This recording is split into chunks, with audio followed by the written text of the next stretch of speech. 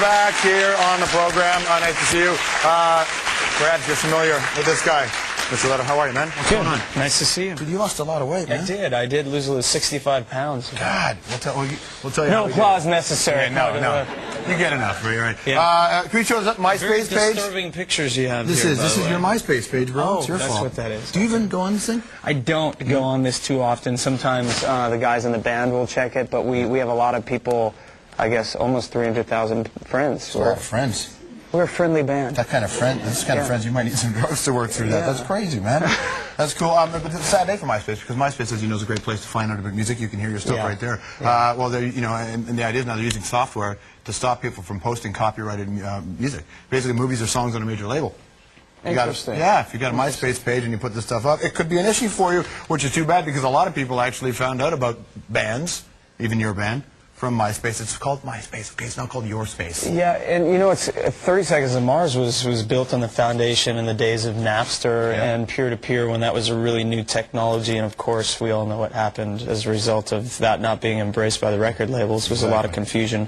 But that's too bad. I mean, this has been a really great place to enhance the sense of community for 30 Seconds to Mars. And you know, I hear that you can meet really hot girls there, too. Maybe we'll get in that conversation. I don't know. In a bit, I don't okay? go on. But I did have a guy that was squatting and pretending to be me. He still is. It's myspace.com/Jared Leto. Oh, really? Yeah. Pretending to be me, and I thought I had gotten him kicked off. Not so much. But I heard at last count there were like 30-something people pretending to be me on MySpace. So all those guys, you are sick, you need help, and get a therapist or something, please. The wonderful world of celebrity. Here's the news.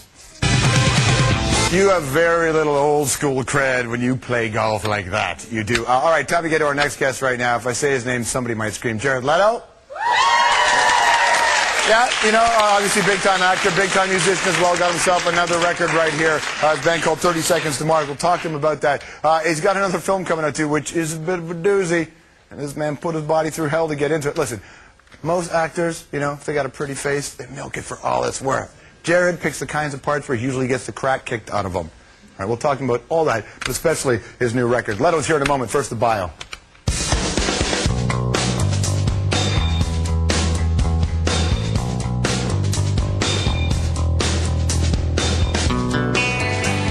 Jared Leto has played a lot of roles in his life. A drug addict guy, bad robber guy. Take what you want and get out. Who could forget pretty boy who gets his face smashed in guy? I like just trying something new. Oh, he was also the close friend of Alexander the Great guy. Jared's been in more than 15 flicks, and you begin to notice a bit of a theme here, all right? He often portrays the inner, darker side of a very pretty exterior, best illustrated in music. Leto, big time into rock and roll. He actually formed a band with his brother called 30 Seconds to Mars. Jared does the singing. His brother Shannon plays the drums. They're inspired by, you know, the U2s, Cures, Zeppelins, Floyd's, bit of the metal as well. And Jared says that their latest album, which is called A Beautiful Lie, is about going to war with yourself and winning.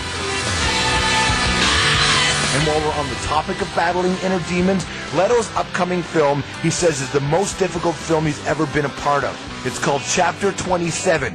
Maybe it's because he had to put on over 60 pounds to play Mark David Chapman, the twisted, ill man who shot and killed John Lennon.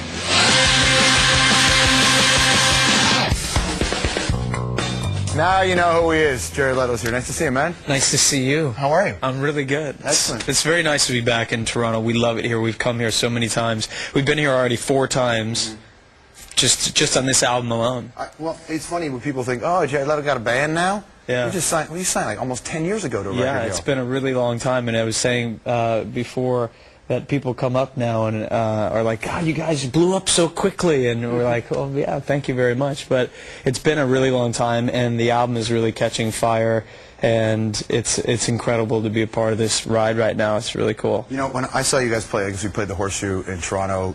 98, you said, is that what you played? We played in 98, and then we played again in 2001, 2002. You came out, you had this, you were walking through the audience, you had a surgical mask on, you were doing this thing, you know, and I'm watching you going, what's he doing? Yeah. What's he doing? Yeah. And I mean, and it was a neat thing for you because, you know, you've been around the scene for a long time in terms of music, and I've interviewed a lot of bands, and I know that when it comes to another record, because I remember talking to you on your first record, and you had this kind of thing, first major label, where you were I mean, I suspect you had something to prove, but it's different, I guess, with a second record for you, isn't it? So I think we've become more of who we really are, and we're much more comfortable with who we are.